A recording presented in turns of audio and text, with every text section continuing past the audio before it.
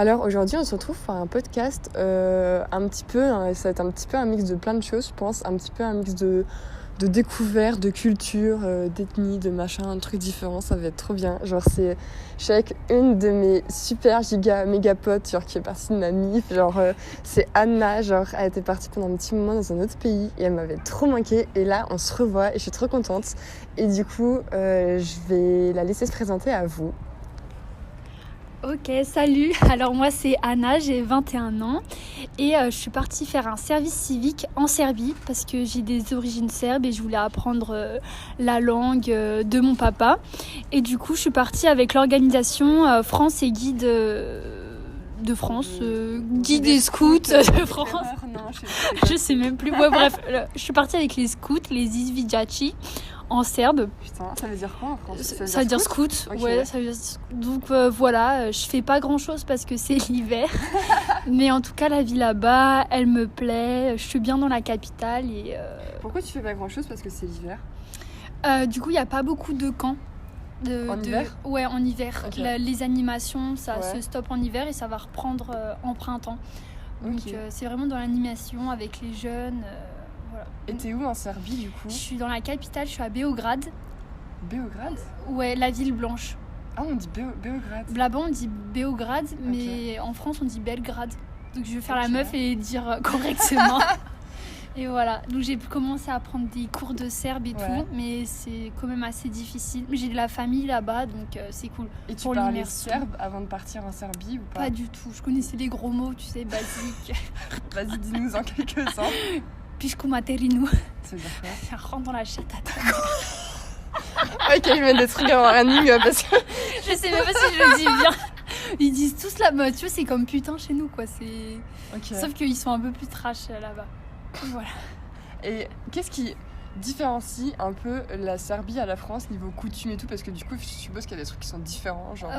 Déjà, la nourriture. Ouais. Là-bas, on mange beaucoup de charcuterie le matin.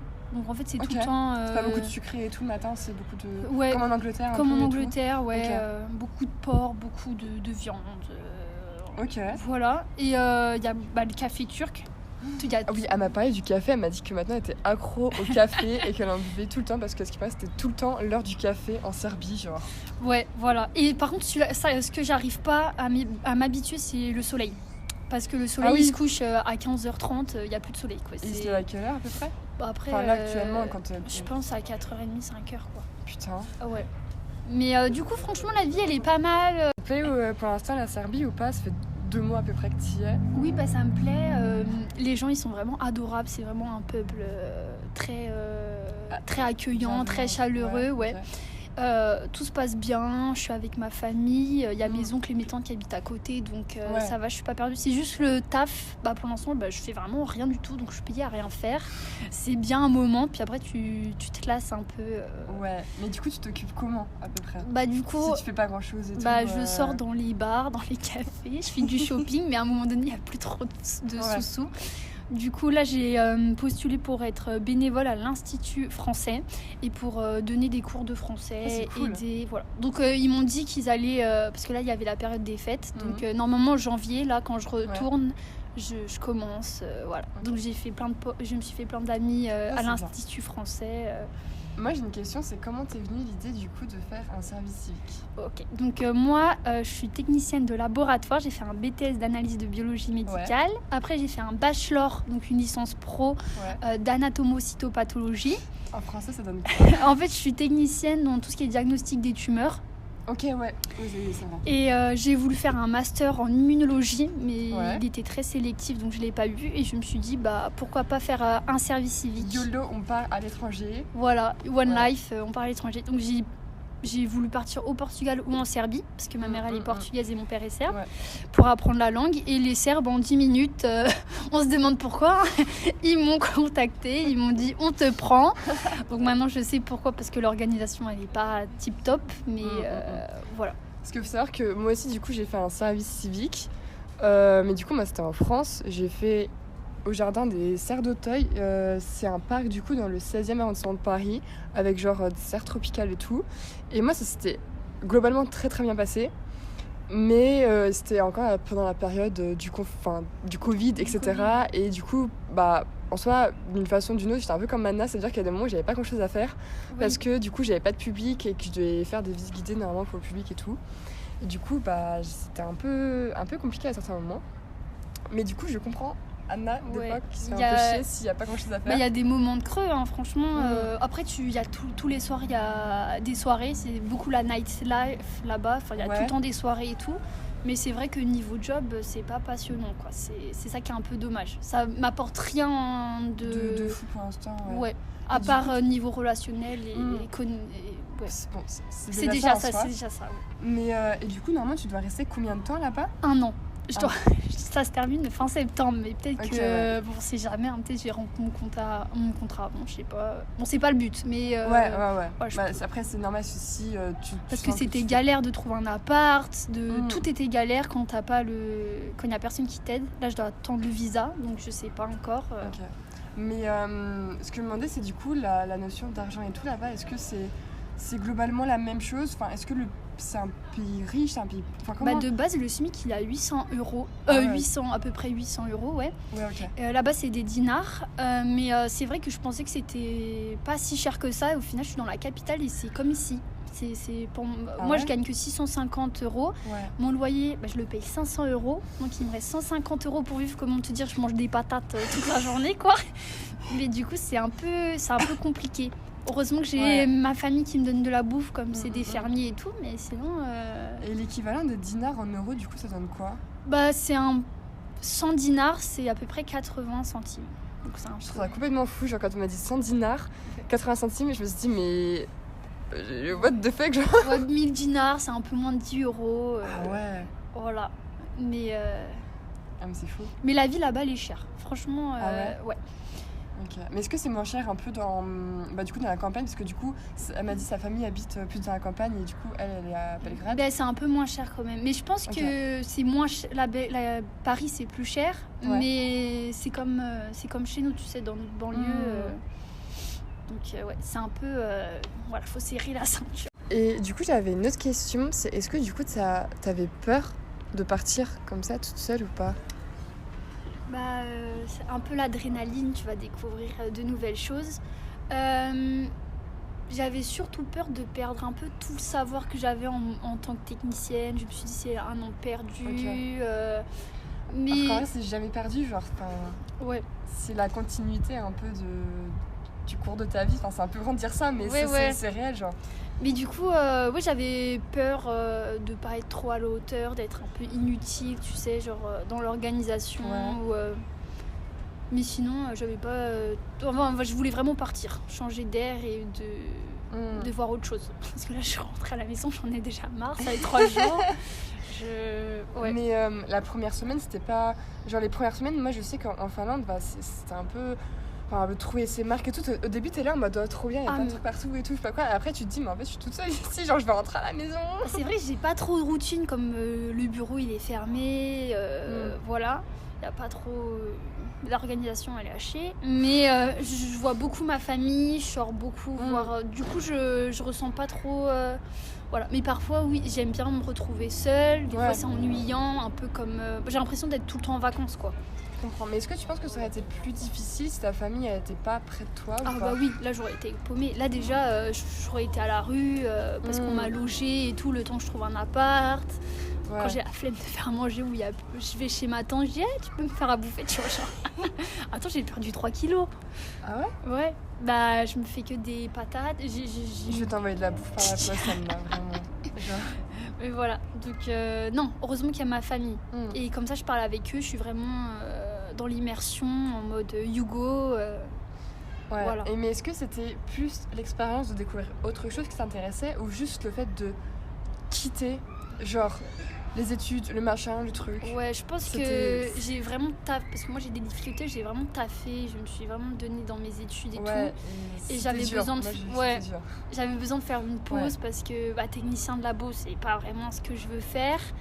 Du coup, je suis perdue, du coup, j'avais besoin de me retrouver, voilà, de tester des nouvelles choses, partir. Et là, pour l'instant, t'es satisfaite du coup un peu quand même? J'ai rencontré plein de nouveaux gens, donc ça c'est une super expérience. Voilà, j'apprends une nouvelle langue. j'ai de nouveaux objectifs, donc ça c'est cool. C'est quoi tes nouveaux objectifs? Dis-nous. En vrai, c'est apprendre la langue et j'aimerais bien me trouver pourquoi pas un taf là-bas et y rester. En vrai, ça te plaît, ouais, voilà. Parce que la vie là-bas, elle me plaît vraiment. Donc on verra. Bon, je sais pas si mes parents sont trop ok, mais... Après, ça s'organise, quoi. C'est sur une longue durée. Mais est-ce que t'aimes... Après, parce que moi, je sais que quand j'étais à ta place, je me disais, vas-y, maintenant, je vais découvrir plein d'autres lieux et tout, genre... Après, je suis un peu... J'aime bien rester près de chez moi, tu vois. Genre, je sors pas trop loin non plus parce que c'est compliqué la nuit, machin.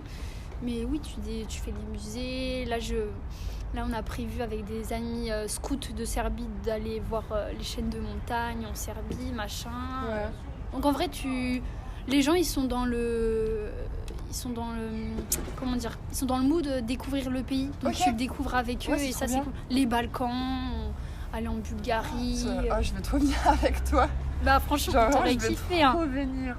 Mais c'est dommage parce qu'on n'a pas fait dans la même période. Ouais, parce que sinon vraiment, là comme j'ai repris mes études, si Anna elle serait partie genre l'année dernière, mais je serais tellement venue avec elle, genre à 100%, vraiment j'aurais pas eu une hésitation, je fais ok Anna je viens genre. Après, mais du coup... on va tout terminer et tout, je suis chaud.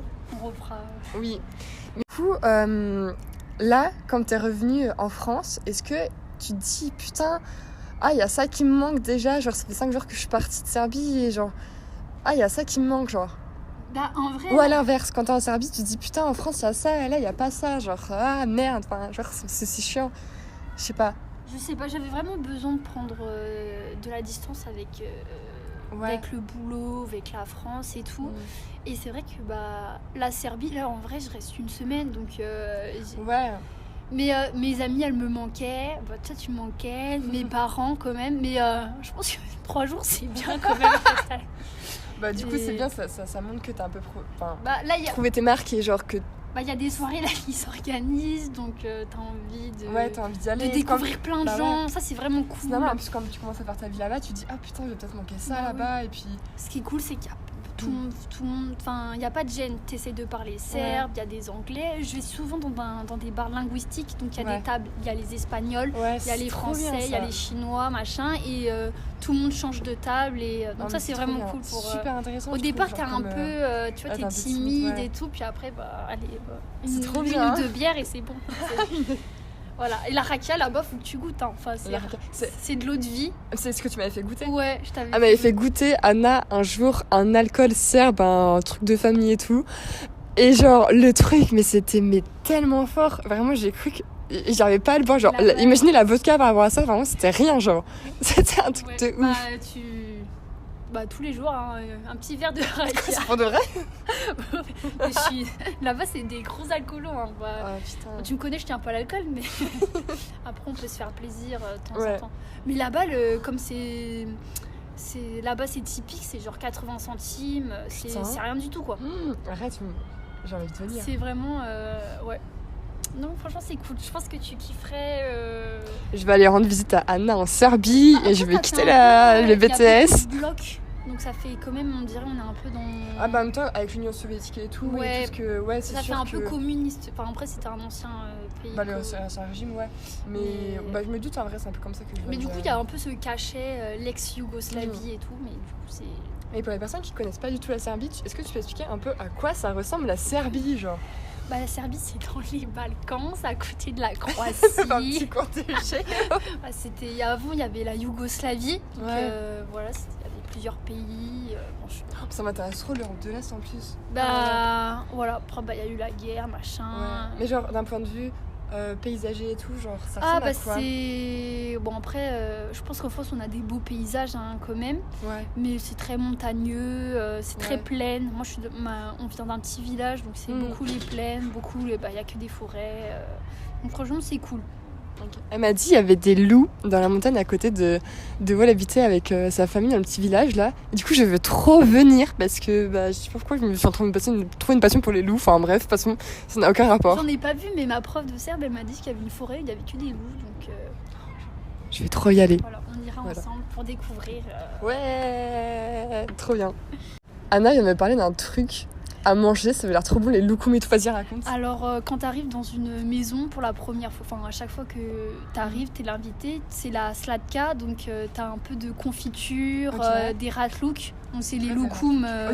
C'est des loukoums, et voilà, donc ça, c'est quand tu arrives chez... Moi, j'ai loukoum avec la confiture, du coup.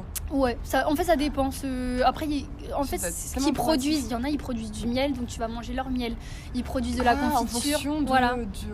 Voilà. Il y en a qui produisent rien, donc du coup, ils te sortent des ratlouk, des loukoums. C'est des loukoums comme les Turcs. Je crois que c'est un mot turc, je sais plus. Et donc, voilà. Après, voilà. Il y a quoi? Il y a le passouille, c'est un peu du cassoulet chez nous. Il y a la sarma, c'est du chou avec du steak haché et du riz dedans. Ok. Il y a la prechuta, c'est de la viande séchée de porc. Ah, comme le bœuf un peu. Ouais, voilà. Dans les sachets, donc après, il y a quoi? Il y a plein de... Franchement, c'est... Et est-ce qu'il y a des coutumes, genre par exemple, moi quand j'étais en Finlande, je sais que par exemple ça se fait aussi au Japon, genre avant de rentrer dans la maison, on devait obligatoirement par exemple enlever nos chaussures. Est-ce qu'il y a des trucs comme ça ou pas? Bah oui, on enlève nos chaussures. Parce que genre c'est vraiment, si t'enlèves pas tes chaussures, c'est manque de respect total, tu vois. Parce qu'en soi, quand on rentre dans une maison, l'humain normal il retire ses chaussures. Après, moi, ma famille, c'est des fermiers et tout, donc il y a quand tu vas dans en fait, il y a la petite grange, donc avec la cuisine, machin et tout. Là, t'enlèves pas tes chaussures, voilà. Mais quand tu vas dans la maison, oui, t'enlèves les chaussures. Ouais. Mais est-ce qu'il y a d'autres trucs en plus, genre Je sais pas, je sais que on te jette de l'eau pour te porter chance, pour que tout glisse comme de l'eau.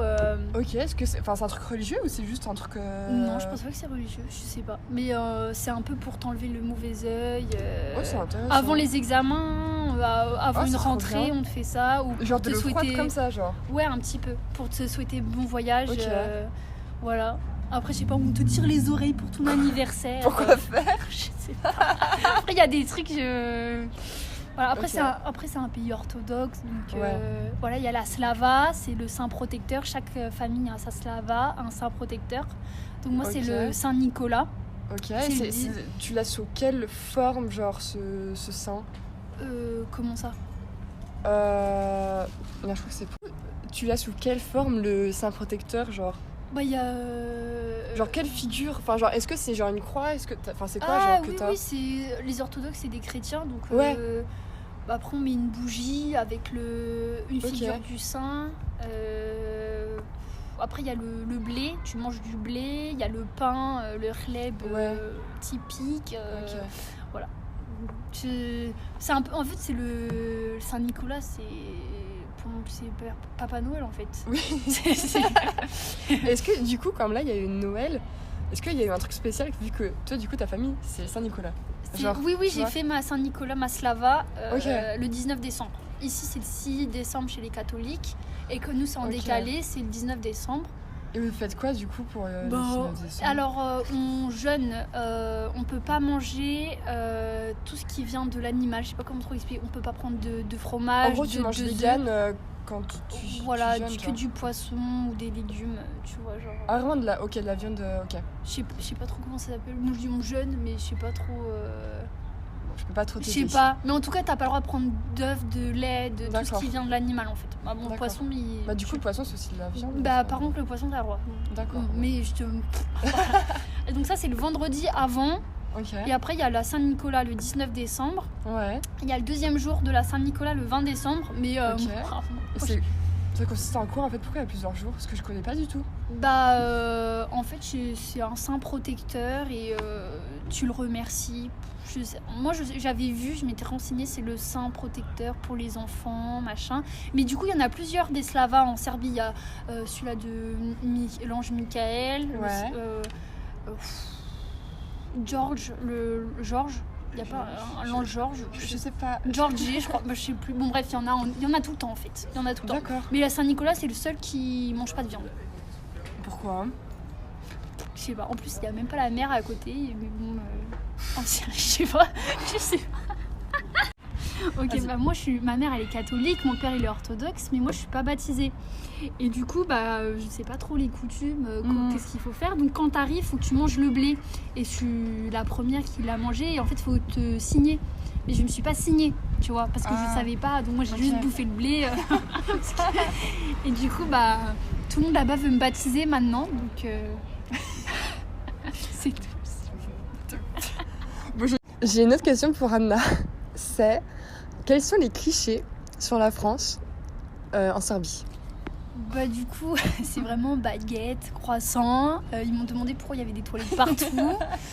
T'as répondu quoi à ça? Je sais pas, je dis c'est normal d'avoir des chiottes. Je sais pas, tu veux pisser où? Mais bon, je sais pas, je savais pas trop quoi répondre. Ouais. Et, elles m'ont dit qu'elles étaient très déçues. J'avais croisé un groupe d'étudiants de Serbes parce que je me perds souvent, tu sais, dans la ville et tout. Ouais. Et elles m'ont dit qu'elles étaient déçues parce qu'elles voyaient pas les gens avec des bérets, avec des baguettes et tout. J'étais, mais c'est comme toi non plus, on ne voit pas. Enfin, tu vois, il y a des clichés partout, quoi. Est-ce que toi t'en avais de la Serbie? Parce que du coup, en soi, t'avais jamais habité vraiment en Serbie. Après, j'étais déjà allée à 9 ans et à 15 ans. Et j'étais restée quand même 3 mois. Voilà. Du coup, ça reste l'Europe. Donc, il n'y a pas vraiment... Je sais que... Moi, mon oncle, il m'a dit c'est quoi les clichés que les Français ont des Serbes? Et du coup, je lui ai pas dit, mais c'est vrai que ça fait un peu... moi, je sais pas si t'as des clichés sur quoi que ce soit, mais maintenant, en Serbie... Moi, je pense juste à Otsar qui a été assassiné, je sais pas quoi. C'est la Première Guerre mondiale. C'est vraiment le seul truc auquel je pense quand je pense à la Serbie. Je sais qu'il y avait une prof d'histoire. Il aimait pas les Serbes, il disait que c'était un peu de gitan, machin. Mais je venais plus à son cours, à part au contrôle. Mais il aimait pas parce que c'était communiste. Je sais que mes grands-parents ils sont partis parce que c'est un pays pauvre. Mais là, la capitale, c'est les gens quand même aisés qui y habitent, quoi. C'est pas comme au village. Ouais, mais après, c'est un peu tout pareil. Voilà. Enfin, tout pareil. On parle comment faut planter... Comment faut semer les graines C'est super beau. J'ai vu des photos de son village, c'est magnifique et elle les poste pas nulle part. Et je me dis, mais il faut que le peuple voit, genre. Après, c'est simple. Ouais, mais c'est très beau. Elle a pris vraiment des photos très belles. Et elle les partage pas, putain. Bref. Mais attends, j'ai une question. Si tu veux pas répondre, y a pas de souci. Et du coup, comment ça se fait du coup que genre la famille de ton père soit revenue en France du coup? Parce que du coup ils habitaient vraiment en Serbie. Ils habitaient en Serbie dans le petit village qui s'appelle Polom. Et en fait mon grand-père il voulait pas travailler dans les champs. Et il a un diplôme de couturier. Oh ok, je savais pas du tout. Mes grands-parents ils sont ils sont plus maintenant. Lui il est mort, elle est en retraite, ma grand-mère, mais ils étaient couturiers. D'accord. Mais du coup ils sont quand même restés en communauté avec les Yougos, machin. Tu vois, c'était un peu un boulot d'esclave. Tu vois, c'était comme voilà. Donc, tu sais, les étrangers, ils font un peu le sale boulot. Et du coup, il avait un vrai bon job en France, c'était chez Renault. Il travaillait pour Renault et tout. Puis après, il était quoi, mécanicien? Après, il était con parce qu'il a retraite à 50 ans, machin, une bonne retraite. Et il a voulu rester parce qu'il pensait que couturier c'était un métier d'avenir, machin. Donc, il est resté dans cette branche. Pas très bien. Voilà. C'était pas reconnu. Mais du coup, de base, c'est vraiment, il avait un boulot. Mais je sais que c'était galère quand il est arrivé. Enfin, ils en parlent pas trop, mais il était un peu SDF. Il a fait des départs. Après, c'est comme tous les étrangers, je pense, quand ils arrivent, c'est dur. Ouais. Après ils en parlent pas beaucoup, tu sais, parce que c'est une période sombre un peu de leur vie, donc. Mais du coup, comme ton père maintenant, lui, il a trouvé un bon travail. Enfin, la suite, ça s'est bien passé. Oui. Ouais. Du coup, on va s'arrêter là pour le podcast. On a bien parlé. Anna, tout le long, elle était en mode, mais t'es sûre, on parle pas trop et tout, machin. Mais ça va, Anna, t'inquiète pas, genre. Bref, mais du coup, vraiment, je suis trop contente de la voir déjà. Et je suis trop contente qu'elle ait participé au podcast. Et du coup, voilà, moi je fais des petits bisous. Et si Anna, tu veux dire un petit mot de fin? Salut, Vidimose. Salut quoi? Ça veut dire à bientôt. Ah ok. Bon à bientôt. Vidimose. Vidimose.